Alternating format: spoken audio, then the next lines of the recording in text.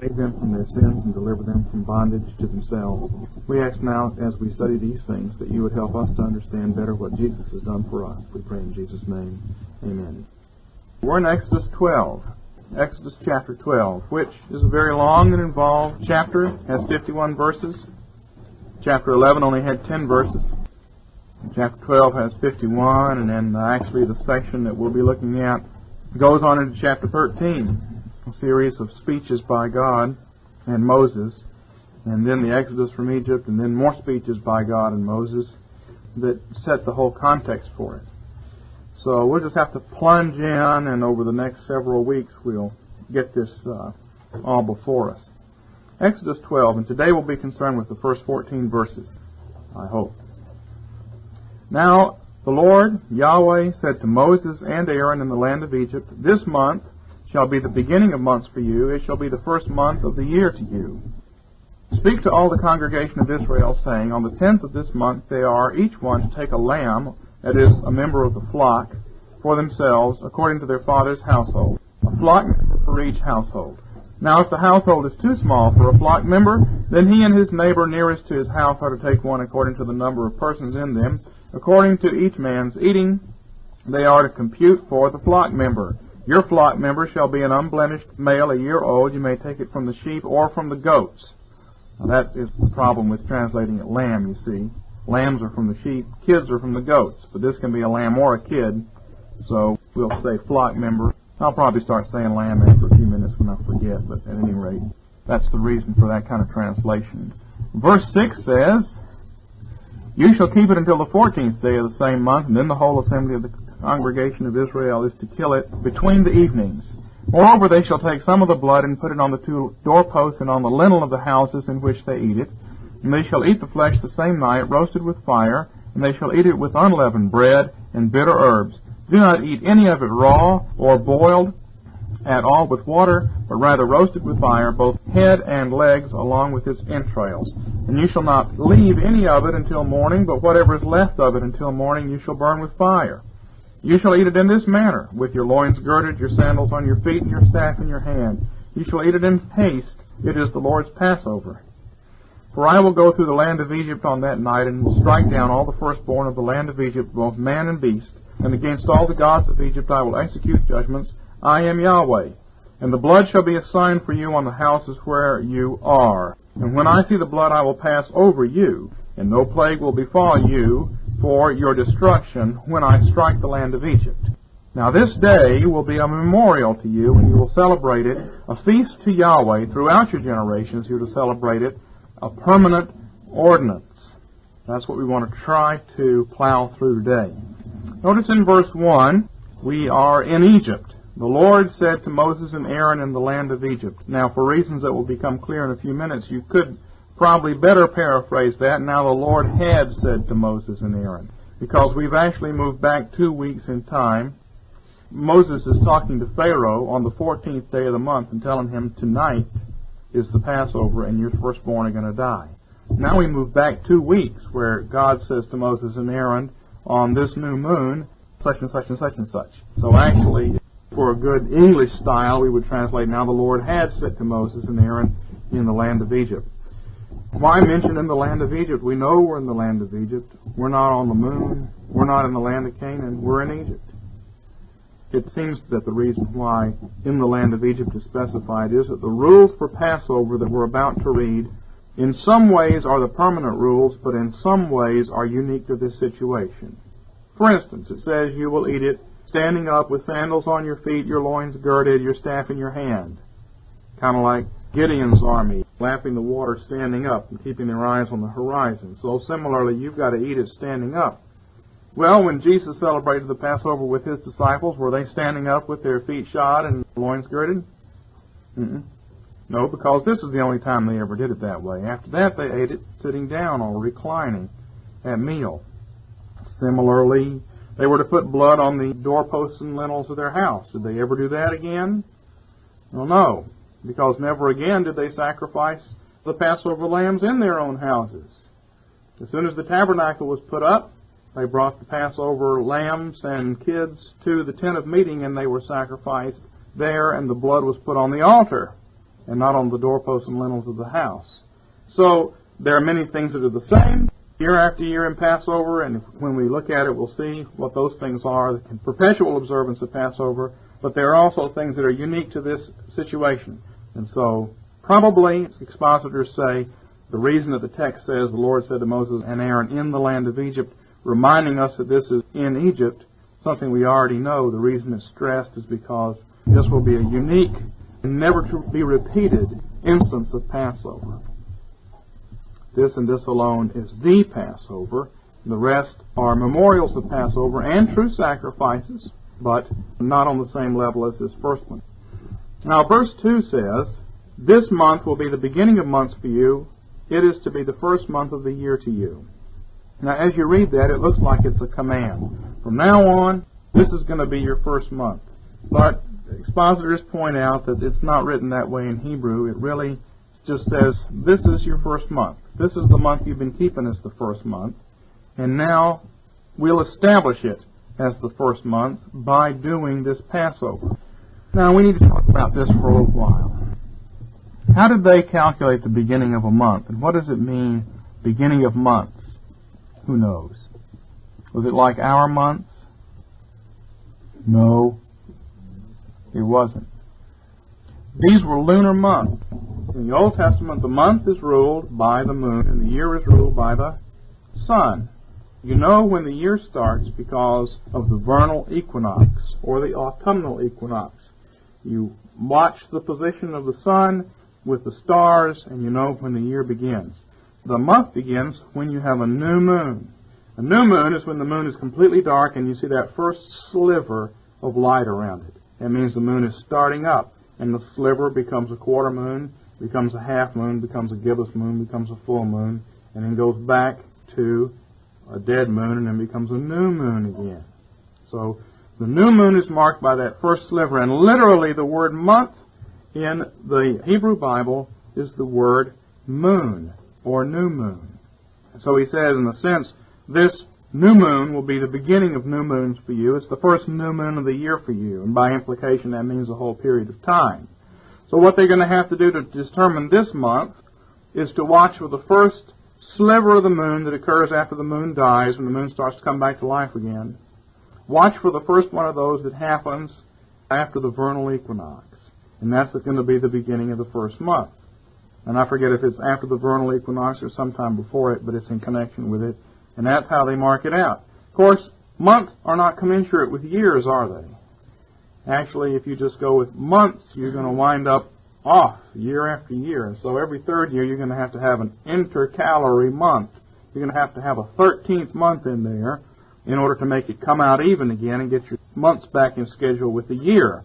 Otherwise, the first month of the year is going to recede, and you're going to have the first month in December, and when it's cold, and then another 2-3 years, you're going to have the first month of the year back in the fall. You've got to keep it with the solar year. You've got to insert an extra month. And weeks don't correspond with months either, do they? 7-day week, a month is 28 or 29 days long. So your weeks are not going to run with your months. Weeks don't run with years. There's 365 or 366 days in a year, except every 100 years, which is not a leap year, except every 400 years, which is a leap year. So the year 2000, is the year 2000 going to be a leap year or not a leap year? The year 1900 was not a leap year, but the year 2000 will be. 1600 was a leap year, 2000 was a leap year, 2400 will be a leap year. But the centuries in between are not leap years, even though they fall in the 4-year cycle. That's how we keep the year adjusted just with itself, with the day. The solar day doesn't work with the annual cycle of the year. It doesn't work with the moon, and it doesn't work with the weeks. None of these systems work with each other mathematically. There's no way you can work out a mathematical formula to accommodate these cycles.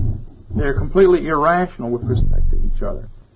I don't know why I'm talking about that, but at any rate, it's interesting because it points to the complexity of the world that God has made and the incomprehensibility and infinity of God who designed it. God knows how all these things fit together, but we can't work it out. And even if you put it in a computer to try to say, figure this out to 100th decimal place, how the moon and the sun and the week and the day cycles fit together, it wouldn't be accurate, because the earth does not turn on its axis in a completely smooth fashion. There are tiny accelerations and decelerations that take place in the motion of the earth and the moon because of tidal forces. And one of the problems that you have in the chronology of the ancient world is people figure, well, we can figure out when there was an eclipse in the year 1000 because we just calculate with the computer the motion of the sun and the moon and the earth, and then we'll have an eclipse. And the eclipse would have gone right across this line here, and it would have been seen in Babylon in the year 564 BC.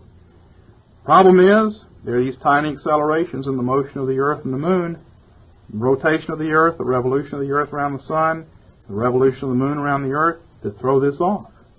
And NASA scientists have worked this up, so you cannot simply calculate it. There's no way to calculate exactly what happened in the ancient world when it comes to eclipses and things like that. So you just have to observe. It's a matter of observation. And they observe when this new moon takes place, and this will be the beginning of their months. Similar to the fact that we date our calendar AD from Christ. They were to date their calendar and their months from Passover. Now, in the Old Testament, there are two calendars in operation.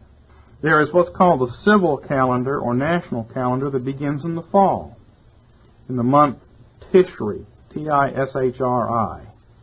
That's the civil calendar, and it begins as the sun sets. And that's an accommodation, it's parallel to the way the day is. Remember, evening and morning. What time does the Israelite day begin? When the sun sets. It goes from sunset to sunset. And that starts in Genesis 1. That's the old day. And the old year runs the same way. And at the end of the year, when it starts to get dark, you start to get autumn. The first month is in the autumn, the month Tishri. And that's the first month of the civil and national year. And it's really the old year. We see an example of that in Leviticus 25, 9 to 10, where we see at what time the national year is marked out. Leviticus 25, 9 to 10 talks about the year of Jubilee, and it says, "You shall then sound a ram's horn abroad on the 10th day of the 7th month. On the day of atonement you shall sound a horn through all your land. You shall thus consecrate the 50th year and proclaim a release through the land to all its inhabitants. It shall be a jubilee for you." So when does the jubilee start? It starts on the 7th day, the 10th day of the 7th month, which then is the first month of this jubilee year. And that, together with other passages, indicate that the civil calendar ran from fall to fall. But the church calendar ran from spring to spring. That's the new calendar. It begins as the sun rises. It begins as the days get warm. As Jesus said in Matthew 24, when you see all these things, you know that summer is near. It begins at the time of reviving. I didn't get all these verses together, but it's interesting. In Genesis, there are references to the springtime, and it's called the time of reviving. Genesis 18:10. When God and the two angels appeared to Abraham and Sarah, it says in Genesis 18:9, they said to him, they, God and the two angels, "Where is Sarah and your wife?" And he said, "Behold, in the tent." He said, "I will return to you at this time next year." Literally, I will return to you at the time the year revives, in the springtime. And behold, Sarah, your wife, will have a son. And the image there of the world comes back to life, the womb is open, fertility, springtime, all these things are associated. So that's the ecclesiastical year. It begins in the spring. And it's interesting, in the New Testament, we won't look at them, but the day in the New Testament seems to go from morning to morning instead of from evening to evening. If you want to jot down some verses that indicate that, it would be John 20, verse 19, together with Luke 24. What we have there is that Jesus meets with the two men on the road to Emmaus, and it becomes evening, and they sit down, and Jesus breaks bread and disappears, and then they go all the way back to Jerusalem, which obviously we're way into the night now. And then when they get into the upper room, then Jesus appears to them, and John says it was the same day. Well, it shouldn't be the same day, it should be the next day, because it's after the sun sets. And similarly, in Acts chapter 20, verse 7, that's the passage where Paul preached until midnight, and Eutychus fell out the window and died. So, if guys goes off in your class, you're in good company, I guess. But at any rate, that's what happened there, and yet it says it was the same day. So it seems as if in the New Covenant we have a new day that begins with sunrise instead of sunset. And that's why I have down here the old day and year and the new year and day have these things. But in the Old Testament they overlap. Well, we're told here, for reasons that become clearer and clearer as we go, this will be the beginning of the year for you, in the springtime, and that's a new thing. Always before the beginning of the year was in the fall, evening and morning, winter and summer, dark and light, short days and long days. This is all Northern Hemisphere stuff, and that's how it was working. Now there's a shift. Now the year begins with the rising of the sun, the lengthening of the day, the brightening of the world. Yes, ma'am. A thought just popped into my mind concerning people who celebrate very strictly the Sabbath, Christian people. Mm-hmm. Why would there not be some change in their thinking and celebrate the Sabbath morning to morning rather than evening to evening? Well, throughout almost all of Presbyterian and Puritan history, the Sabbath was regarded as a midnight to midnight affair. You have a few of the Puritans, like Thomas Shepard, who argued for evening to evening Sabbath, Saturday night at 6 to Sunday night at 6.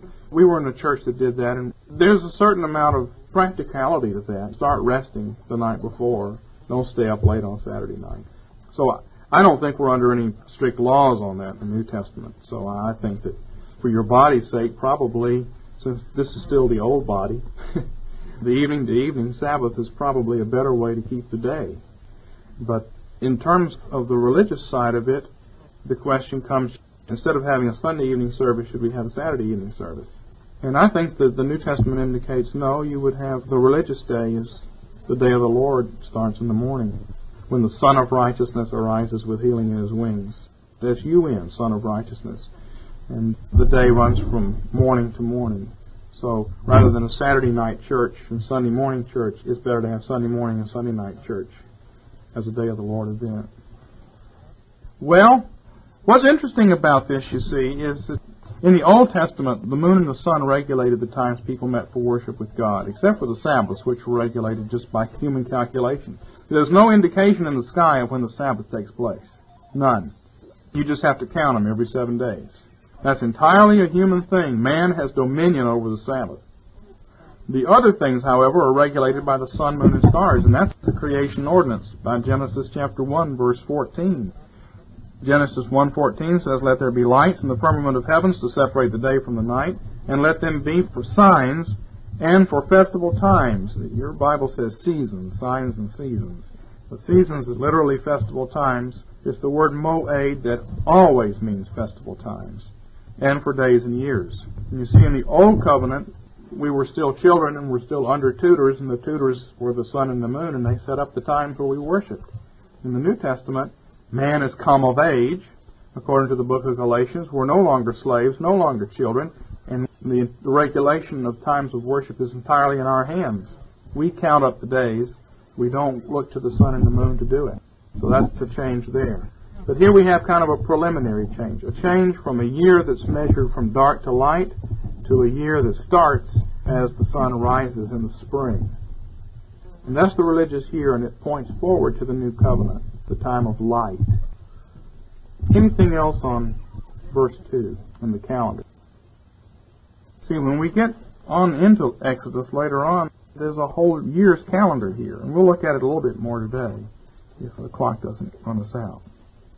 Now, verses 3 and 4 are also very challenging information. "Speak to all the congregation of Israel, saying, on the 10th of this month, they are each one to take a lamb or a kid, a member of the flock, for themselves, according to their father's household, a member of the flock for each household. Now, if the household is too small for one member of the flock, then he and his neighbor nearest to his house are to take one according to the number of persons in them, according to what each man should eat, and you are to divide the lamb." Now, what does this mean by father's household? Does it mean the whole clan under the granddaddy? Or does it mean something smaller than that, what we think of as a nuclear family? Well, we can answer that. The answer is implied here. Some of these households are so small that they can't eat a whole lamb, so they've got to join with somebody else. So we're not talking about a large clan-sized structure. But if you look back at Genesis chapter 2, verse 24, you find the definition of what a household is. Genesis 2:24 says, "For this cause a man shall leave his father and mother." It doesn't say the wife leaves her father and mother. It says the man leaves his father and mother and cleaves to his wife, and they become one flesh. So it starts a new household. So now we have households. Now what's even more interesting about this, if the household is too small for a lamb, then what happens? Let's say that Bobby and Tiffany are just, the two of them together are not going to be able to eat a whole lamb. It's too much. So they say, we'll have to go in with somebody else. So Bobby says, well, let's get together with my dad. We'll just do it as a family. Is that allowed here? Not unless his dad lives right next door. It doesn't say get together with the larger extended family. At this point, it's just the neighbor nearest to his house, whoever that happens to be. The effect of that is to say the extended family takes second place to the church. The church takes precedence over the extended family. It's just the nearest church member you get together with for this, and you don't go across town to the rest of your extended family, which is what our instinct would be. But there's an idea here that the old extended family may be a problem. And of course, there may be members of the extended family that are unfaithful and are not going to go along with this. But the one thing you do know is members of the church are. And Jesus points to this in the Gospels where he says, the enemies are going to be members of your own household. And church history reveals this, that one of the greatest problems Christianity had in Europe was the fact that there were all these conflicts between the church and extended families. If you were a minister and you married a woman, and then you had to excommunicate some member of her father's clan, you had trouble.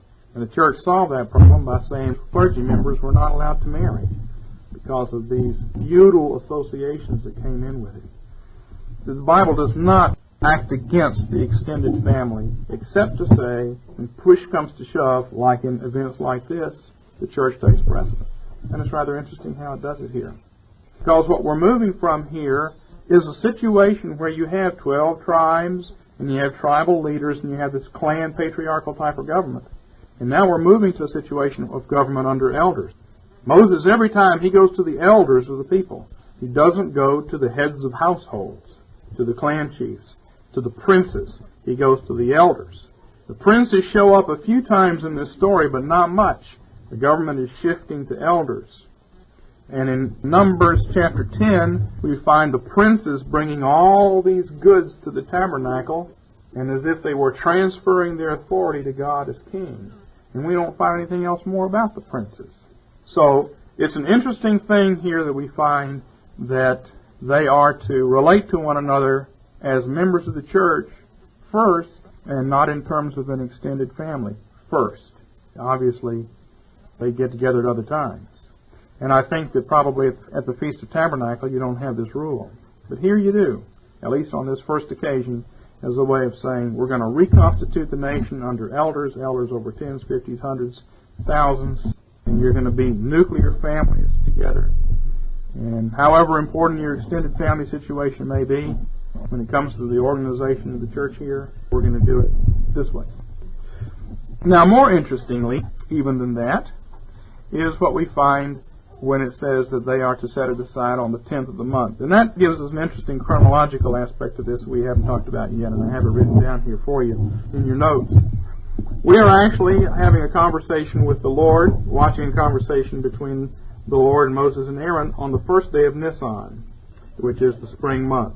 And this is the new moon. And Yahweh speaks to Moses and Aaron in verses 1 to 20. And then when they're done, verses 21, we're going to find 21 and following, Moses called all the elders of Israel and told them what they were supposed to do and passed it on to them. This all happens on the first day of the month. And we've actually moved back in time about 2 weeks. Probably somewhere in the 2nd to the 9th days of the month we have the plague of locusts. I don't know how long the plague lasted, but I imagine it lasted about a week. And that would fit in here. Then on the 10th day, the Passover lambs and kids were set aside. Now this is actually the 3rd day of the 2nd week. The 8th day of the month is going to be the 1st day of the week if you consider the weeks with the month. 9th day is the 2nd day, and 10th day is the 3rd day. So you have a 3rd day theme here. It's on the 3rd day of the 2nd week But these are set aside. Then the 11th, 12th, and 13th is the plague of darkness, which of course we've already looked at, but now we have to fit it in here. The lambs were set aside. Then we have the 3 days of darkness. And then on the 14th, in the morning, is Moses' last interview with Pharaoh, which we've already looked at. Pharaoh says, "Get out of here," and Moses says, "I will, and you'll never see my face again." And then that evening, between the evenings, is Passover, and the next morning, the Hebrews leave. That is the 15th day of the month. So you notice how this fits in here together on this first occasion. The lamb is actually set aside on the 10th day, and then you have the 3 days of darkness in between, which is something you probably hadn't realized until just now. Now there's some interesting things that show up about this. When we're looking at the Passover, we're looking at a typological nexus that pulls together all kinds of things from the Old Testament and prophesies all kinds of things connected with the work of Jesus Christ, and we'll be able to see a few of them. One thing that's noticeable, that's interesting, is that there's so many parallels between this month, the first month of the religious year, and Tishri, which is the first month of the civil year, or the 7th month of the religious year.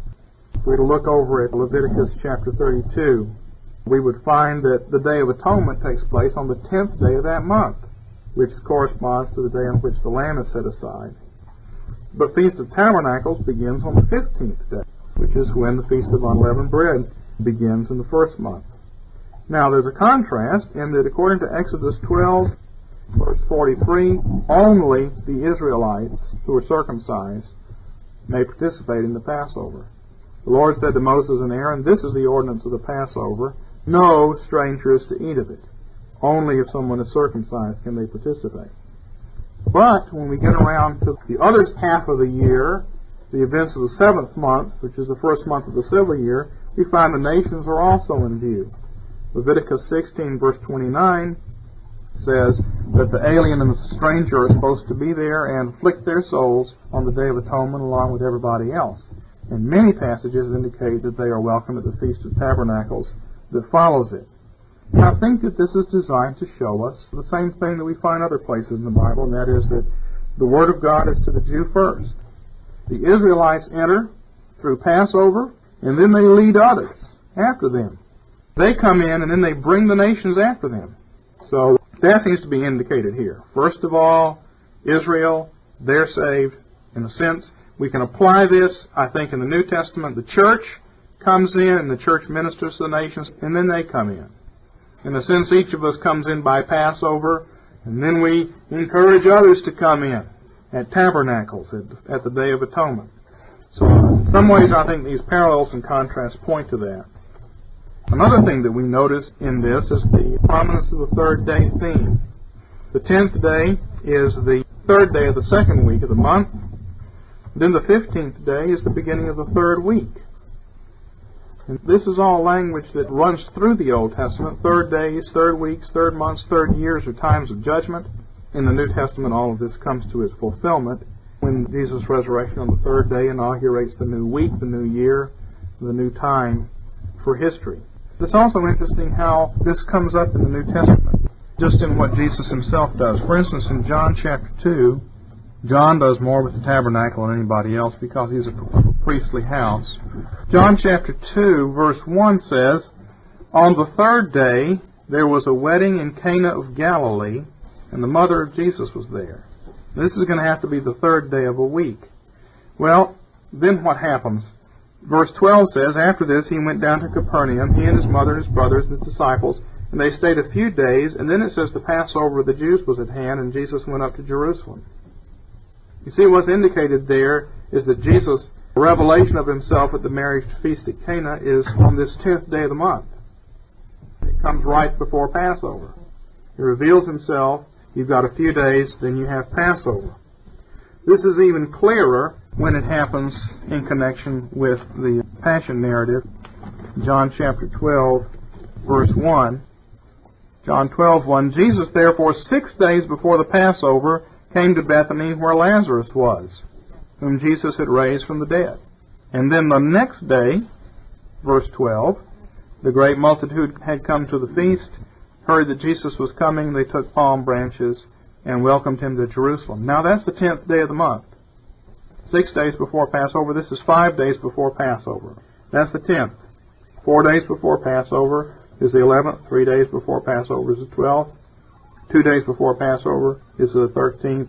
And 1 day before Passover is the 14th. But see, when these days are inclusive, like it says when Jesus was in the tomb 3 days, it means the 3rd day was the day he came out. Similarly, 6 days before Passover means the 6th day is Passover. So that's the 14th. So we have him coming into Jerusalem and being observed by the people on the 10th of the month, and then being sacrificed on Passover. Now that gets us into difficulties with New Testament chronology, which we won't get into, but it's clear enough that there's fulfillment of the type that takes place there. Also, it's been pointed out many times by traditional Christian expositors that Jesus was observed. Basically, you set the lamb aside on the 10th day and you observe it for 4 days. Jesus was observed for 3.5 years, which is basically 4 years. After his baptism, he is observed. Does he have any blemishes? No. So then he is a worthy sacrifice. So the 4 days would correspond to 4 years. And that's not so hard to see if you consider how years and days connect, and how days and hours connect. There were 3 hours of darkness before this Passover, before Jesus' death, and 3 days of darkness before the Passover in Exodus. So these things correspond. I don't have any real difficulty with the idea that there's also a fulfillment of the type in the fact that Jesus was observed for 3.5, that is, covering 4 years from his baptism to his death, would fulfill this. Verse 5 says, "The lamb shall be an unblemished male, a year old, and you can take it from the sheep or from the goats." Why a year old? Well, I think the reason for it goes back to Genesis 8:21, an entire theme that we will probably have to expand on next week. Genesis 8:21. Listen to this. "I will never again dishonor the ground because of man, for the intent of man's heart is evil from his youth. And I will never again destroy every living thing as I have done." Now what does that mean? It means that before the flood, the intent of man's heart was evil from his youth. And God didn't do anything to stop it. And so it became evil in middle age, and it became evil in old age, and evil matured to its fullness, and God had to destroy the world. Now after the flood, what is God going to do to prevent that from happening again? He is going to cut off the wickedness of man while still in his youth. Instead of allowing all 7 days of maturation to take place until finally we have judgment, now God is going to cut it off on the 3rd day while it's still in the youth and make a new possibility in the middle of history. Now you've got to think that way. You've got to think in time categories. God will cut man off in his youth, break the back of wickedness while man is still young, and open up a new possibility, inaugurate a new kingdom at that point. So what happens after the flood when they try to build the Tower of Babel? They don't get very far. God cuts it off almost as soon as it starts. The judgment takes place in the time of youth so that their new opportunity is inaugurated at that point. And that is, of course, what happens with Jesus. Jesus is only 30 years old. He's just barely old enough, he's 33, he's just barely old enough to serve. The high priest had to be 30, David was 30, Joseph was 30, Jesus is 30, he starts to serve, then he's cut off. He's still young. And the sacrificial animal always had to be young. It had to be a bullock. It had to be mature, but it had to be young. Not an infant, it's mature, but it's not grown. I mean, it's not old. It's not middle-aged. It's only a year old. So it's big, and it's mature, but that's all. And then it's cut off. And that's what it represents. The sin is judged in its youth. Sin is judged before it can go too far. The same thing is pictured by cutting off the leaven, as we'll see. Verse 6, "You are to keep this year-old male." Both the female and the male represent humanity in their entirety, but they represent in different ways. So the female represents humanity as the bride of God. The male represents humanity as the spokesman for God. And it's at this point, because Adam was created first, because it's the sin of Adam that's involved, Adam is the fountainhead. If you're going to deal with sin, you've got to deal with it at its root. Adam is the primary cause of sin, so the animal has to be a male to be killed. And of course, Jesus is going to be a male as well. So, then it says in verse 6, you will keep it until the 14th day of the month. Then the whole assembly of the congregation of Israel is to kill it between the evenings. Between the evenings is twilight, after the sun goes down but before it's dark. And that's the time when you have a transition to the 15th day. It's the period in which the 14th day becomes the 15th day. And if you want to look at a couple of verses that indicate that both ways of speaking can be used, look at Exodus 12, 18, and 19, with Leviticus 23, verse 6. Exodus 12, 18, and 19 say that the Feast of Unleavened Bread begins on the 14th day, and Leviticus 23, verse 6 says the Feast of Unleavened Bread begins on the 15th day.